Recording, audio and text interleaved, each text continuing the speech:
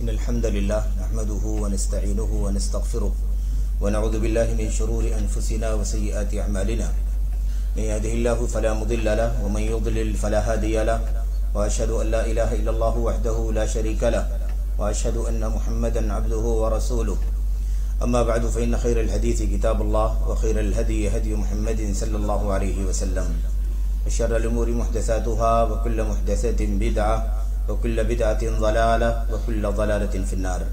अऊज़ु बिल्लाहि मिनश शैतानिर रजीम। बिस्मिल्लाहिर रहमानिर रहीम।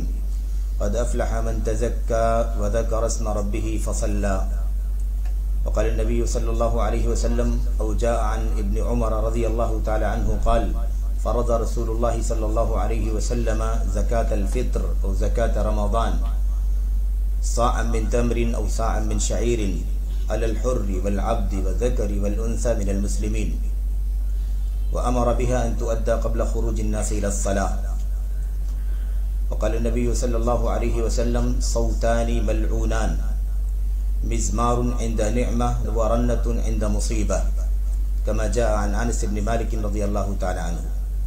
बरादरान इस्लाम, दीन और मिली भाइयों, नौजवान दोस्तों, अहबाब और बुज़ुर्गों, काबिल एहतराम माँ और बहनों, आज़ीज़ बच्चों, अल्लाह तबारक व तआला की हम्द करें, उसका शुक्र अदा करें कि अल्लाह ताला ने हमें और आपको रमज़ान का बाबरकत मौसम अता फ़रमाया और अल्लाह अज़्ज़ा व जल ने हमें और आपको सेहत के साथ, आफ़ियत के साथ यहाँ तक, इस मंजिल तक पहुँचने की तौफ़ीक़ अता फ़रमाई। इसकी शब व रोज़ से अल्लाह तबारक व तआला ने हमें और आपको फ़ायदा उठाने की तौफ़ीक़ बख्शी।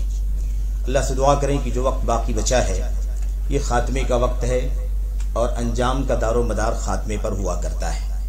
ऐसा ना हो कि ख़ात्मा हम ख़राब कर लें। इन्नमल अमालु बिल ख़वातीम, अल्लाह के नबी अलैहिस्सलाम ने फरमाया कि आमाल का दारो मदार ख़वातीम पर हुआ करता है। तो जिस तरह से हमने इखलास के साथ, दिलाहियत के साथ अल्लाह तबारक व तआला की रिज़ा और खुशनुदी के लिए इस महीने का सियाम, क़ियाम, तिलावत कलाम और दीगर सारी इबादत हमने अंजाम दी, अल्लाह तबारक व तआला उसी आगाज़ के जज्बे के साथ हमें और आपको इख्तिताम की भी तौफ़ीक़ अता फ़रमाए और अल्लाह अज़्ज़ा व जल हमारी इन नेकियों को, हमारी इन हसनात को, हमारी इन टूटी फूटी कोशिशों को अल्लाह तबारक व तआला शर्फ़ क़बूलियत से नवाजे।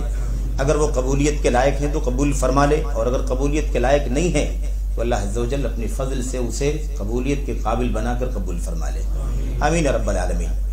रमज़ान के इस आखिरी मोड़ पर, जो रमज़ान का आखिरी हिस्सा है, आज 27वीं तारीख़ है, रमज़ान की 27वां रोज़ा है आज हमारा और आपका।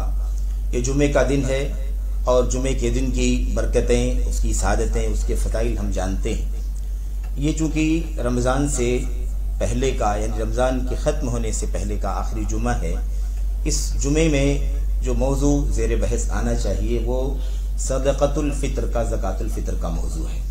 इसी तरीके से कुछ बातें ईद के सिलसिले में जो ज़रूरी हिदायत हो सकती हैं, बतौर याद दहानी, बतौर तज़कीर, मुझे अपने लिए और आप सभी हज़रात के लिए अर्ज़ करना है। अल्लाह से दुआ करते हैं कि अल्लाह तबारक व तआला हमें और आपको इन दोनों बातों पर खुसूसियत के साथ तवज्जो देने की तौफ़ीक़ अता फ़रमाए और अल्लाह अज़्ज़ा व जल इसके ज़रिए से हमारे आमाल को मुकम्मल फ़रमाए, हमारी नेकियों को दर्जे कमाल तक पहुँचाए। आमीन या रब्बल आलमीन।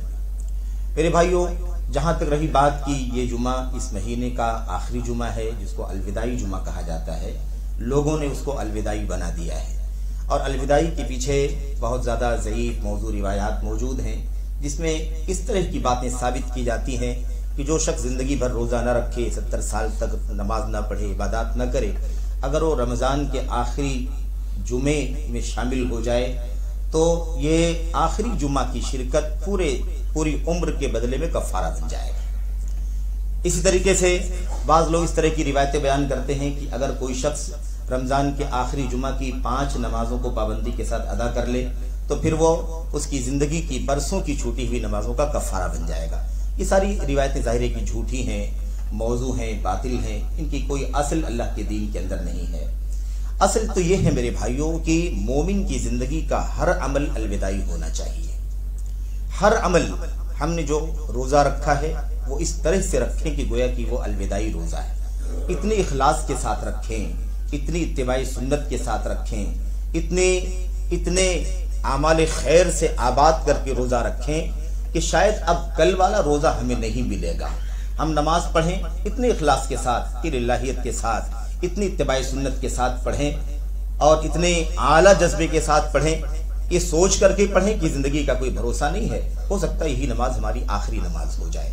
तो मोमिन की जिंदगी का हर अमल सालेह, हर हसना, हर नेकी जो है वो इस एतबार से होनी चाहिए अलविदाई कि उसमें तौहीद का, इखलास का, इलाहियत का, सुन्नत का पूरा एहतिमाम किया गया हो, उसमें किसी भी तरह की कोताही और कमी न रखी गई हो। इस एतबार से तो हर अमल अलविदाई होना चाहिए।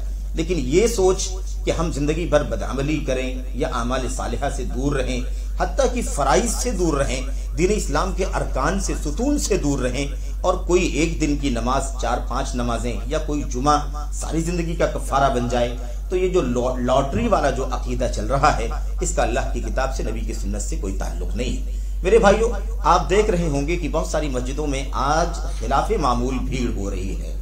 आमतौर पर जुमे में तो भीड़ होती है, क्योंकि आमतौर पर 5 वक्ता नमाजों में वो एहतमाम नहीं होता है जो जुमे में एहतमाम मुसलमानों के यहाँ पाया जाता है। लेकिन इस आखिरी जुमा को, जो रमजान का आखिरी जुमा होता है, इसमें इस माने में काफी एहतमाम किया जाता है गैर मामूली, यानी आमतौर पर जो मामूल होता है उससे हट करके। मेरे भाइयों कि आप ऐसा महसूस करेंगे कि शायद आज कुछ अलग ही बात है जिसकी वजह से इतनी बड़ी तादाद इकट्ठा हो गई है। अल्लाह से दुआ करते हैं कि अल्लाह तबारक व तआला यही जज्बा हमें अल्लाह तबारक व तआला हर अमल सालेह के साथ रखने की तौफीक अता फरमाए। यही भीड़ हर नमाज में हो, हर नमाज 5 वक्ता नमाज में हो, यही चीज हर अमल खैर में हो, यही भीड़ हर अमल सालेह में हो। ये जज्बा अलविदाई वाला, इस माने में अल्लाह तबारक व तआला हमें अपने दिलों में पैदा करने की तौफीक अता फरमाए कि हम अमल सालेह को अलविदाई समझ करके करें। अलविदाई अमल नहीं होता है, अलविदाई सोच अपनी जिंदगी के बारे में होनी चाहिए कि पता नहीं हमारी जिंदगी वफा न करे और यही नेकी जो हमने की है ये अलविदाई नेकी बन जाए और इसके बाद हम दुनिया से चले जाएं। तो अल्लाह तबारक व तआला हमें और आपको इस तरह से अपने अमाल सालिहा करने की तौफीक अता फरमाए। आमीन रब्बल आलमीन। अल्लाह तबारक व तआला की रहमत का, अल्लाह तबारक व तआला के फजल का, उसकी नवाजिश का आलम यह है कि वो पल पल अपने बंदों को अपनी रहमतों से नवाजता है। रहमतें लुटाने के असबाब अल्लाह तबारक व तआला बनाता है। नबी को अल्लाह तबारक व तआला ने रहमत बना करके भेज दिया, अपनी किताब को किताब रहमत, किताब हिदायत बना दिया, अपनी शरीयत को अल्लाह तबारक व तआला ने रहमतों से भर दिया। इसकी मिसालें बेहिसाब है मेरे भाइयों। हमने आपने रोजा रखा है, जाहिर है कि रोजा 12 घंटे, 14 घंटे, 16 घंटे, 18 घंटे, कहीं कहीं उससे भी ज्यादा का होता है। एक लंबा पीरियड है। इंसान जिंदगी में बहुत सारे इर्तिबात रखता है और इस रोजे के वक्त में इंसान से कोताहियां हो जाती हैं, कभी गलतियां हो जाती हैं, कभी इंसान रोजे की हालत में जबान का गलत इस्तेमाल कर देता है, ओल फोल कोई बात बोल देता है। मेरे भाइयों, इस तरह से कमियां, बसा औकात कोई शहवत की चीज हो जाती है जो भी शरीयत के अंदर गलत है, मिसाल के तौर पर रोजे की हालत में उसकी गुंजाइश नहीं है, इस तरह की चीजें हो जाती हैं। अल्लाह तबारक व तआला हम पर इस कदर रहीम व करीम है कि उसके भी कफ्फारे का जरिया रमजान के इख्तिताम के साथ ही बना दिया है। वो है ज़कातुल फित्र की अदायगी। ज़कातुल फित्र की अदायगी दूसरी रहमत का जो पहलू है ज़कातुल फित्र में, वो ये है कि समाज का, मुस्लिम सोसाइटी का वो तबका जो गरीब है, फकीर है, मुहताज है, मिस्कीन है और हाथ फैलाने पर मजबूर होता है, अपनी जरूरियात के लिए लोगों के सामने हाथ फैलाता है। ईद का दिन जो खुशी का दिन है और जिस दिन सभी लोग अपने घर में अपने बाल बच्चों को फरावानी के साथ और एक इज्जत के साथ, एहतराम के साथ बैठ करके किसी के सामने हाथ फैला करके अपनी खुददारी को कुर्बान करने के बजाय घर में बैठ करके खाना चाहते हैं, खिलाना चाहते हैं, खुशी बनाना चाहते हैं, उन लोगों के लिए अल्लाह तबारक व तआला ने, मेरे भाइयों, इतनी रहमत का ये दीन है कि अल्लाह तबारक व तआला ने उनके भी खाने पीने का, ग़िज़ा का इंतजाम ईद के लिए खुसूसी तौर पर कर दिया है। ये 2 बड़े मकसद हैं जिन मकासिद के लिए अल्लाह तबारक व तआला ने रमजान के खात्मे के साथ, यानी रमजान के आखिरी दिन के साथ ही, जब गुरूब आफ्ताब के साथ मेरे भाइयों शव्वाल की पहली तारीख शुरू होगी, उसी के साथ अल्लाह तबारक व तआला ने ज़कातुल फित्र को वाजिब कर दिया है। ज़कातुल फित्र क्या है? यही फित्र यानी सियाम के बिलमुकाबिल फित्र है। एक है रोजा रखना और एक है रोजे से फारिग हो जाना। तो रोजे के इस पूरे मौसम से फारिग होने के बाद ही फित्र जैसे शुरू होगा। अल्लाह तबारक व तआला ने हर छोटे पर, बड़े पर, मुज़क्कर पर, मुअन्नस पर, आजाद पर, गुलाम पर, सब के ऊपर एक ज़कात फर्ज कर दी है, एक सदका फर्ज कर दिया है, जिसको फित्र की ज़कात कहते हैं, जिसको रमजान की ज़कात कहते हैं। उसे अल्लाह तबारक व तआला ने फर्ज कर दिया है अपने नबी सल्लल्लाहु अलैहि वसल्लम की ज़बान पर। और उसके अहकाम बयान कर दिए हैं और उसके लिए खास ताकीद मौजूद है, खास वक्त की तायीन मौजूद है, खास ग़िज़ा का नाम ले लिया गया है, सारी हिदायत दे दी हैं। मेरे भाइयों, ये सारी मसाइल अक्सर व बेशतर हम हर साल इस मौके पर सुनते रहते हैं। बतौर याद दहानी और बतौर तज़कीर ये बातें आपके सामने अर्ज की जा रही हैं ताकि हम कहीं इस मामले में चूक का शिकार न हो जाएं, कोताही का शिकार न हो जाएं। ज़कातुल फ़ित्र का मकसद मेरे भाइयों इंसान के कपड़े का इंतजाम करना नहीं है, उसके लाइट के बिल का इंतजाम करना नहीं है, उसके बच्चों की फीस का इंतजाम करना नहीं है। ये चीज जहन से निकल जानी चाहिए। ज़कातुल फ़ित्र है ये सारी जरूरियात जो इंसानी जिंदगी की आम जरूरियात है, इन जरूरियात के लिए ज़कात फर्ज की गई है, जो दीन इस्लाम का एक रुकन है। अक़ीमुस्सलात व आतुज़ ज़का, नमाज कायम करो और ज़कात दो। वो सारी जरूरियात इंसान गरीब, फकीर, मोहताज उस ज़कात के जरिए से पूरा करेगा। इसीलिए इस ज़कात के साथ खास तौर पर यह शर्त लगी हुई है कि ये फित्र वाली ज़कात है, यानी हम रमजान की 10 तारीख को, 15 तारीख को, 20 तारीख को, 25 तारीख को नहीं दे सकते। और अगर सोचेंगे ईद के बाद का इंतजाम कर दे गरीबों के लिए, तो भी ये ज़कातुल फ़ित्र अदा नहीं होगी।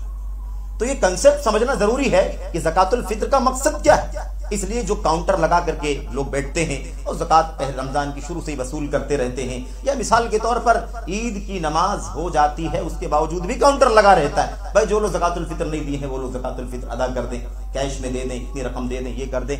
ये सारे तरीके किताब व सुन्नत के खिलाफ हैं, क्योंकि इसका वो मकसद नहीं हासिल होता है इससे जिस मकसद के लिए अल्लाह तबारक व तआला ने ज़कातुल फ़ित्र फर्ज की है।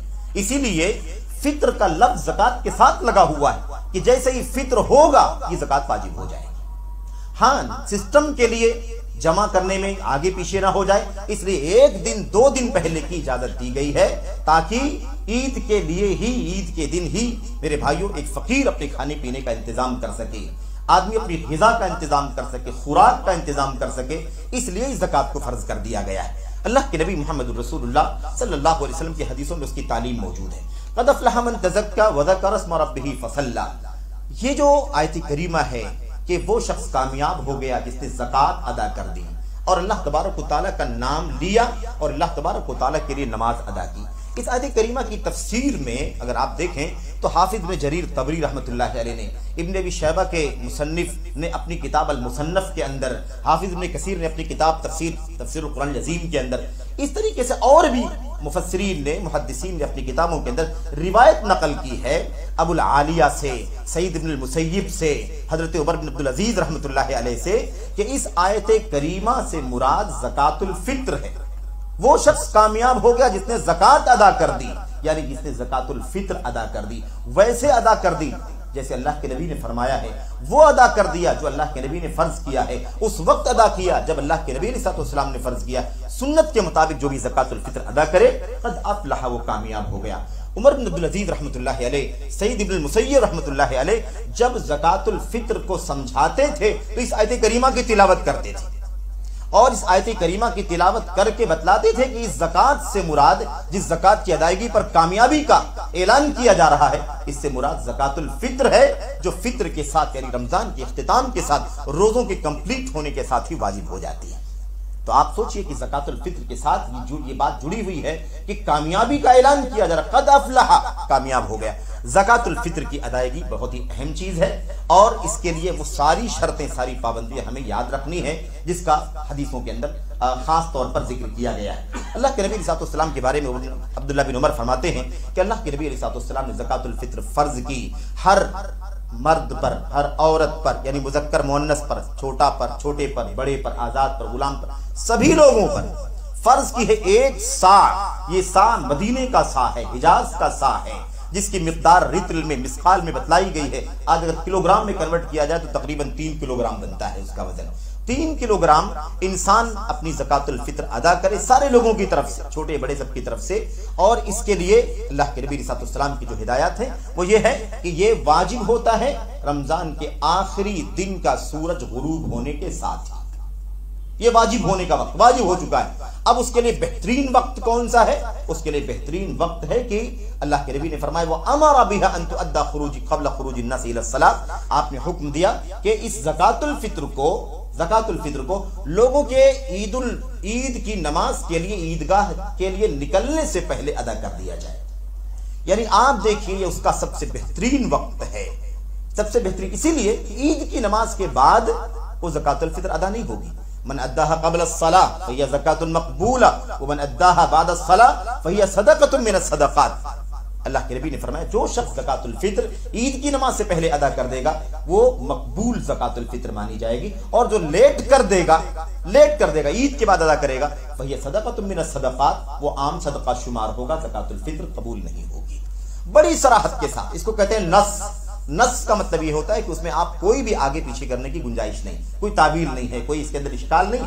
तो ये बात बहुत ही वाज़ेह है मेरे भाइयों कि जो लोग बहुत पहले से ज़कात वसूल करते हैं और उसके बाद कोई अपने मदरसे में दे देता है या मिसाल के तौर पर आम फ़कीरों में तकसीम कर देता है या आम ज़कात और खैरात और सदक़ात के बजट में उसको शामिल करके सब बंटवा देता है या सबको दे देता है, ये बिल्कुल दुरुस्त नहीं है। इसका नतीजा ये निकलेगा कि ज़कातुल फित्र जिसके मुस्तहिक ईद के दिन फ़कीर मिस्कीन लोग हैं वो अपनी ज़कातुल फित्र से महरूम हो जाएंगे। एक चीज। दूसरी चीज ये है कि इसका कोई लंबा चौड़ा निसाब नहीं है कि इतने लाख का मालिक को, इतने हजार का मालिक को सोना इतना हो चाहे, इसका ऐसा कोई निसाब नहीं।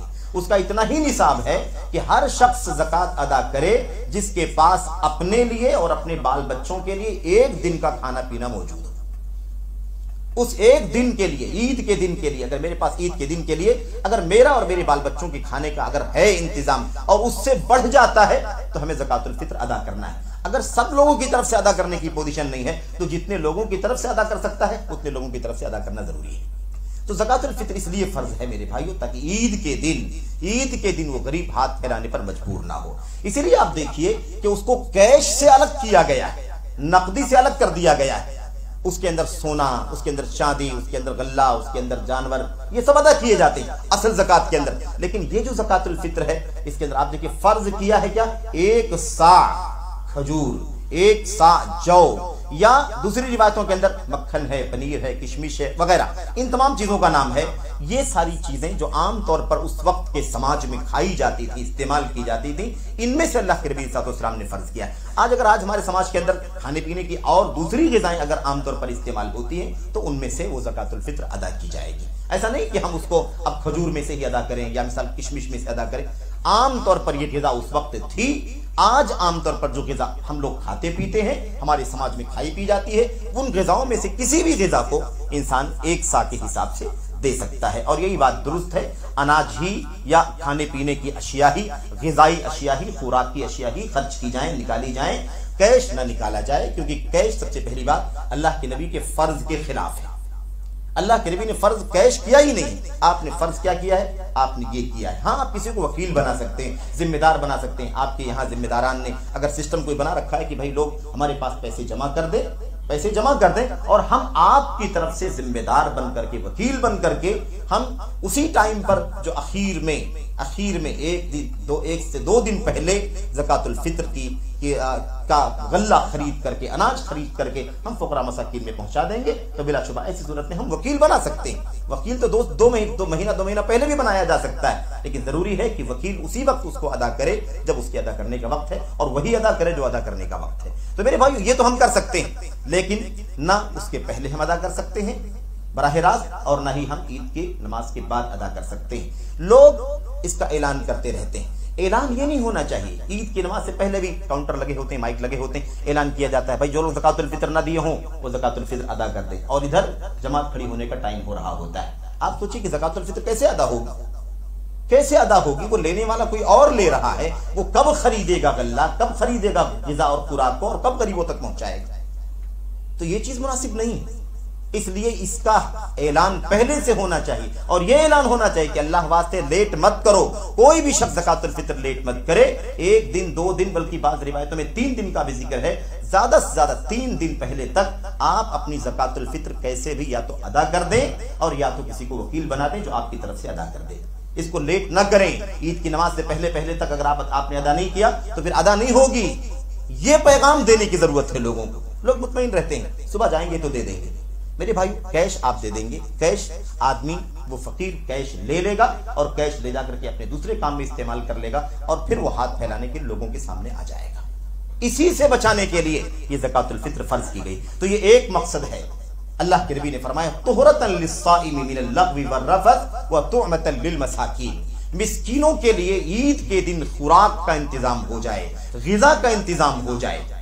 एक मकसद। दूसरा मकसद, रोजेदार से रोजे की हालत में जो लग़्व यानी फजूल है ना, बेफायदा बेहुदा बेमकसद चीजें हो गई हैं, और दूसरी चीज रफस, जो शहवानी चीजें, खिलाफे कह लीजिए कि खिलाफे सुन्नत चीजें, खिलाफे शरीयत चीजें। रफस का लफ्ज आम है, ज्यादातर इसका इस्तेमाल शहवत से मुताल्लिक इस्तेमाल होता है, लेकिन किसी भी मासियत को भी रफस कहा जाता है। तो जो भी कमियां, कोताहियां, खलल हमारे रोजे में होता है, रोजेदार को अल्लाह तबारक व तआला की तरफ से एक मौका दिया जा रहा है कि ज़कातुल फित्र की अदायगी करने से आपके रोजे की कमियों को अल्लाह तबारक व तआला खत्म कर देगा। और लफ्ज का इस्तेमाल फरमाया तोहरा व तुअमा, मिस्कीनों के लिए तोमा यानी खुराक और गिज़ा है, और रोजेदारों के लिए तोहरा यानी उनके रोजों को कमियों से, खामियों से पाक करने का जरिया है।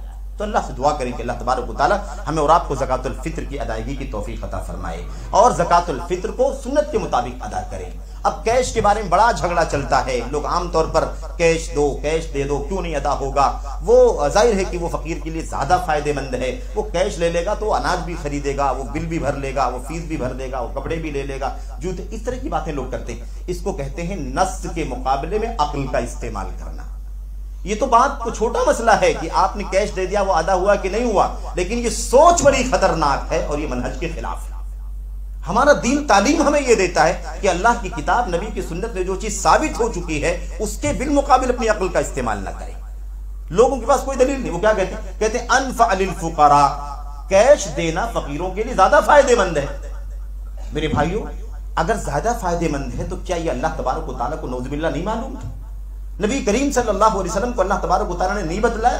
नबी करीम सल्लल्लाहु अलैहि वसल्लम को क्या नहीं मालूम था कि फकीरों के लिए ज्यादा मुनासिब है? आपने क्यों कैश का फर्ज नहीं किया? क्यों आपने दिरहम दिनार नहीं फर्ज किया? आपने क्यों नहीं बताया कि दिरहम इतना दे देना, दिनार में देना हो तो इतना दे देना, अनाज में देना हो तो इतना दे देना? आपने फर्ज ही क्या किया है? एक मिकदार है, सा, एक पैमाना है, वो पैमाना फर्ज किया है। खाने पीने की चीजें दी जाएंगी मेरे भाइयों। इसलिए ये बात हमें समझने की जरूरत है कि ज़कातुल फित्र का जो निज़ाम है, जो सिस्टम है, वो बिल्कुल ही अलग थलग है। उसका मामला हमारी आम ज़कात से बिल्कुल ही मुख्तलिफ है, उसमें गड़बड़ नहीं होना चाहिए मेरे भाइयों। उसके बाद ये पूरा जो महीना है, अल्हम्दुलिल्लाह हमने इसको इबादत में गुजारा है। अब अल्लाह तबारक व तआला की इस तौफीक पर, अल्लाह तबारक व तआला के इस हिदायत पर, इस नेमत पर, जो नेमत अल्लाह ने आमाल सालिहा की तौफीक अता फरमाई है, इस नेमत पर अल्लाह तबारक व तआला की हम्द करने का दिन है शव्वाल की पहली तारीख को। लितुकब्बिरुल्लाह अला मा हदाकुम व लअल्लकुम तशकुरून। अल्लाह तबारक व तआला फरमाता है कि अल्लाह तबारक व तआला ने तुमको इसलिए ये मौका दिया है ताकि तुम अल्लाह की तौफीक पर उसकी बड़ाई बयान करो, उसकी किबरियाई बयान करो और अल्लाह तबारक व तआला का शुक्रिया अदा करो, उसकी हम्द करो जो आपको उसने हमें बहुत सारे आमल सालिहा की तौफीक अता फरमाई।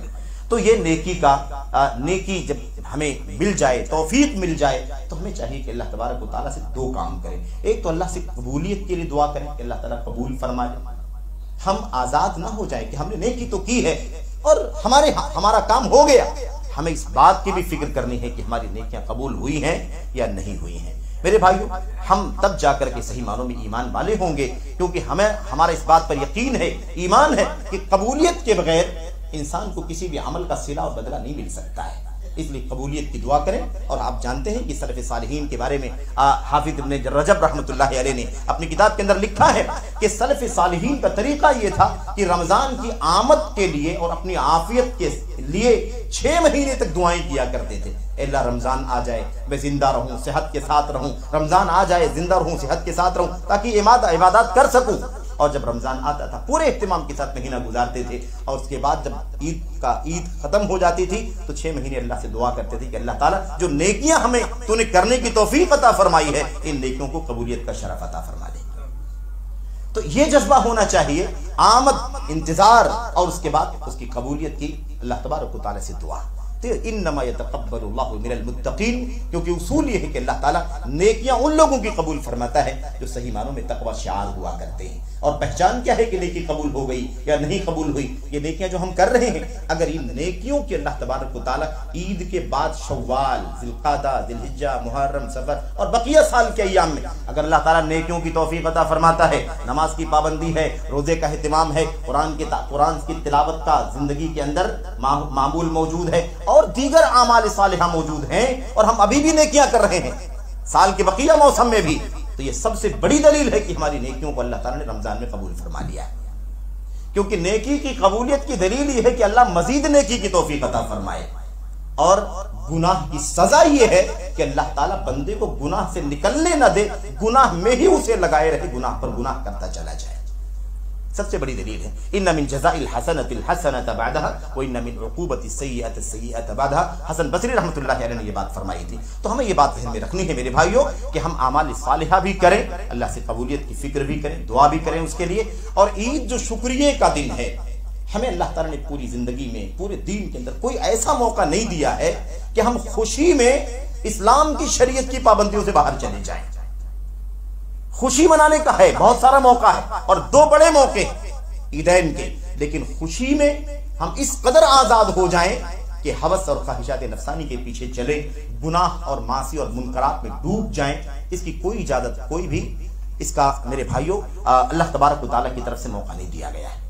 खुशियां अल्लाह ताला के हम्द के साथ होंगी, खुशी हम मनाएंगे, अल्लाह की तारीफ के साथ मनाएंगे, अल्लाह की बड़ाई के साथ मनाएंगे, ये हमारी और आपकी जिम्मेदारी है। तो आमतौर पर ईद के मौके पर, खुशी के मौके पर मेरे भाइयों, हम में से बहुत सारे भाई बहरहाल आज़ाद हो जाते हैं, या यूं कह सकते हैं कि बस उनको खुशी के नाम से उन्हें ऐसा लगता है कि हम अब आज़ाद हो गए, हम जिस तरह से चाहें घूमें फिरें, कुछ भी करें। ठीक है, जायज़ दायरे में इंसान सब कुछ कर सकता है, लेकिन मुनकरात नहीं होना चाहिए। मिसाल के तौर पर इंसान ईद ही के दिन वो कपड़ा पहनता है जो कपड़ा उसके टखने से नीचे लटक रहा होता है, हराम है, कबीरा गुनाह है।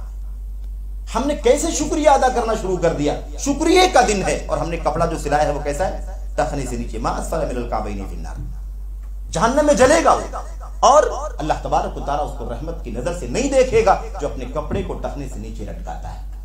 मर्दों के लिए है मेरे भाई, औरतों के लिए नहीं है। आज औरतों के कपड़े टखनों से ऊपर जा रहे हैं और मर्दों के कपड़े टखनों से, बल्कि पैर से भी नीचे जा। अफसोसनाक बात है मेरे भाइयों। तो ये शुरू है मुनकर। उसके अलावा फोटोग्राफी हराम, फोटोग्राफी चलती, इख्तिलात मर्द व जन का होता है मेरे भाई, हराम है इस्लाम के अंदर। दाढ़ियां मूड़ने का अमल ईद के दिन पाया जाता है, हराम है इस्लाम के अंदर। इस तरह से हमारी ईद नहीं होनी चाहिए मेरे भाइयों। ईद इसीलिए कहते हैं ईद उन लोगों के लिए नहीं है, ईद उनकी नहीं है जो नए कपड़े पहनने वाले। लैसल ईदु लिमन लबिसल जदीद, ईद उनकी नहीं है जो नए कपड़े पहन ले, ईद उनकी है जो अल्लाह की वईद से डरने वाले हैं। वइन्नमल ईदु लिमन खाफल वईद, ईद उनके लिए है जो अल्लाह तबारक व तआला की वईद से, अल्लाह ताला की धमकियों से, अल्लाह ताला के अज़ाब से डरे और अल्लाह ताला के दीन के मुताबिक जिंदगी गुजारे। तो ये मिसालें हैं मेरे भाइयों, और उसके अलावा और बहुत सारी चीजें मौजूद हैं। मिसाल के तौर पर आदमी ईद के दिन रिश्ते नाते काटे, है ना, अकारिब से दूरी इख्तियार करे और नफरत का माहौल बनाए रहे। करीब करने की जरूरत है। कोई हमसे नफरत करता है रिश्तेदार, तब भी हमें चाहिए कि हम उससे मोहब्बत का माहौल बनाएं और कोशिश करें कि रिश्ता जुड़े। रिश्ता जोड़ने वाला उसे नहीं कहा जाता है जो जोड़ने वाले को जोड़े, बल्कि रिश्ता जोड़ने वाला उसे कहा जाता है जो काटने वाले को जोड़ने की कोशिश करे। लैसल वासिलु बिल मुकाफी, उधर से जोड़ रहा है तो हम भी जोड़ रहे हैं, इसको जोड़ने वाला नहीं कहते, बल्कि रिश्ता जोड़ना, ये सिला रहमी है कि जो आपको काट रहा हो आप उसको जोड़ने की कोशिश करें। कोई बात नहीं, तोहफे के जरिए से करीब करें, कपड़ा भेज करके करीब करें, ईद पर बुला करके करीब करें, आपस की रंजिशें दूर करें, ये होना चाहिए मेरे भाइयों। ऐसे ही और बहुत सारे मुनकरात हैं। आदमी गरीबों को, फकीरों को नजरअंदाज कर दे मिसाल के तौर पर, और सिर्फ अपने ऊंचे बड़े लोगों को ही दावतों में बुलाए, खाने पर बुलाए, ये सारी चीजें मुनकरात के कबील से हैं मेरे भाई। तो कहने का मतलब ये है कि ये जो मौका है, इस मौके पर हमें ये दो बातें खास तौर पर याद रखनी है। ज़कातुल फित्र की अदायगी का मामला और जैसे ईद का जो मसला है, इन दोनों चीजों को खास तौर पर हमें याद रखना। ईद के बारे में एक बात खास तौर पर और करनी है कि देखिए, ईद की नमाज की जगह मस्जिद नहीं है। असल ये है कि ईद की नमाज की जगह, ईदैन की नमाज की जगह मस्जिद नहीं है। मजबूरी एक अलग चीज है, लेकिन असल जो सुन्नत रसूल सल्लल्लाहु अलैहि वसल्लम वो क्या है? अल्लाह के नबी ने, आप हदीसें पढ़ेंगे तो गदा इलल मुसल्ला, नबी करीम सल्लल्लाहु अलैहि वसल्लम आप ईदगाह के लिए निकले। ईद की नमाज अल्लाह के नबी सल्लल्लाहु अलैहि वसल्लम हमेशा खुले मैदान में पढ़ा करते थे, खुले मैदान में, क्योंकि मामला नमाज 2 रकात दुबाना पढ़ लेने का नहीं है। इस्लाम की बहुत बड़ी मसलहत इसके अंदर छुपी हुई है। आज हम लोग ईद की जुमे की नमाज के लिए यहाँ पर इकट्ठा हैं मेरे भाइयों। इस्लाम ये चाहता है कि मुसलमानों में इत्तेहाद दिखाई दे, इज्तिमाइयत दिखाई दे, मुसलमानों में यगानगत दिखाई दे, और ये चीज इस्लाम इस तरह से हमको सबक दे रहा है कि हम 5 वक्ता नमाज में मोहल्ले की हर मस्जिद के अंदर, किसी में 100 लोग, किसी में 200 लोग, किसी में 50 लोग, किसी में उससे कम, किसी में उससे ज्यादा, ये मोहल्ले की हर मस्जिद में 5 वक्त की नमाज पढ़ें और हफ्ते में एक मर्तबा इससे बड़ी इज्तिमाइयत के साथ नमाज में इकट्ठा हो। फिर हर मस्जिद के अंदर जुमे की नमाज ना हो, हर मोहल्ले के अंदर जुमे की नमाज। इस्लाम ये चाहता है कि अगर पूरी आबादी में 100 मस्जिदें हैं और 100 मस्जिदों में 5 वक्त की नमाज होती है, तो हफ्ते में जब जुमा का दिन आए तो सिर्फ और सिर्फ 10 मस्जिदों में जुमे की नमाज पढ़ी जाए, ताकि बड़े पैमाने पर मुसलमानों की इज्तिमाइयत जाहिर हो। और फिर वही इस्लाम ये चाहता है कि साल भर में ईदैन के मौके पर मुसलमान मस्जिदों से निकल जाए ईद की नमाज पढ़ने के लिए, खुले मैदान में अपनी इज्तिमाइयत का सबूत दे। कहीं 10,000 लोग नमाज पढ़ रहे हैं, कहीं 5,000 लोग नमाज पढ़ रहे हैं, कहीं उससे ज्यादा लोग नमाज पढ़ रहे हैं, ये इस्लाम देखना चाहता है। और फिर आलमी कॉन्फ्रेंस जो हज की है, वो अल्लाह तबारक व तआला के दीन की सबसे बड़ी इज्तिमाइयत की मिसाल है, जहां एक साथ में 30 से 35 लाख 40 लाख लोग जमा होते हैं।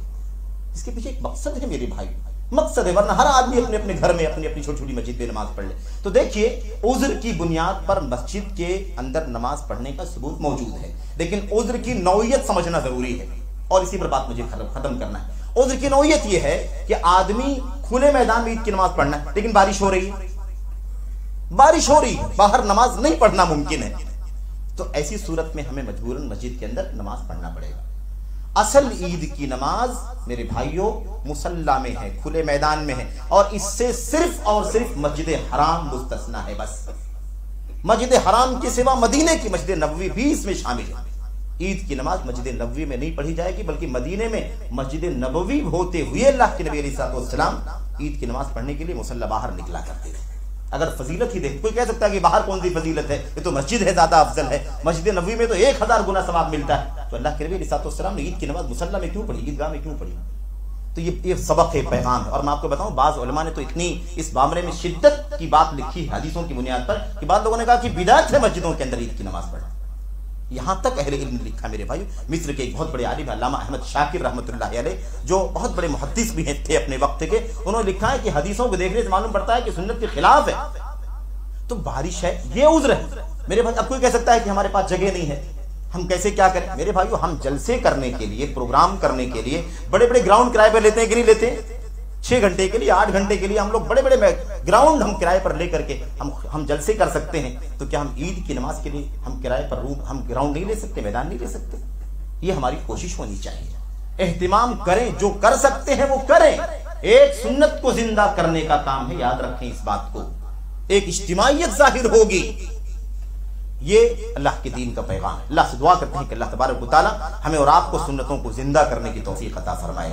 जहां उज़्र है, अल्लाह तबारक व तआला हमारे उज़्र को देख रहा है। जहां उज़्र नहीं है, हमारे लिए मुमकिन है उसका अरेंजमेंट करना, उसका इंतजाम करना, पैसे दे करके, किराए पर लेकर के, परमिशन लेकर के, बाहर खुले मैदान में अगर 5000 मुसलमान नमाज पढ़ते, 10,000 मुसलमान नमाज पढ़ते, आप सोचिए कि इज्तिमाइयत का कितना बड़ा मजहर जाहिर होगा।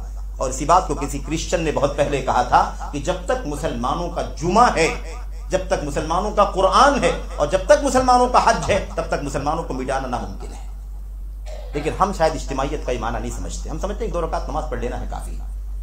अल्लाह तबारक व तआला के दीन के अंदर जो अहकाम है, उन अहकाम की नौइयतें हिकमत की बुनियाद पर बदल जाती हैं, हिकमतें जुड़ी हुई है इससे। इसलिए अल्लाह से दुआ करें कि अल्लाह तबारक व तआला हम सबको सुन्नतों पर चलने की तौफीक अता फरमाए और सुन्नतों को अपनी ताकत और कुव्वत के मुताबिक अल्लाह ताला जिंदा करने की तौफीक अता फरमाए। आमीन रब्बल आलमीन। व सल्लल्लाहु वसल्लम व बारक अला नबीना मुहम्मद व अला आलिहि व सहाबिहि अजमईन। अस्सलामु अलैकुम व रहमतुल्लाहि व बरकातहू।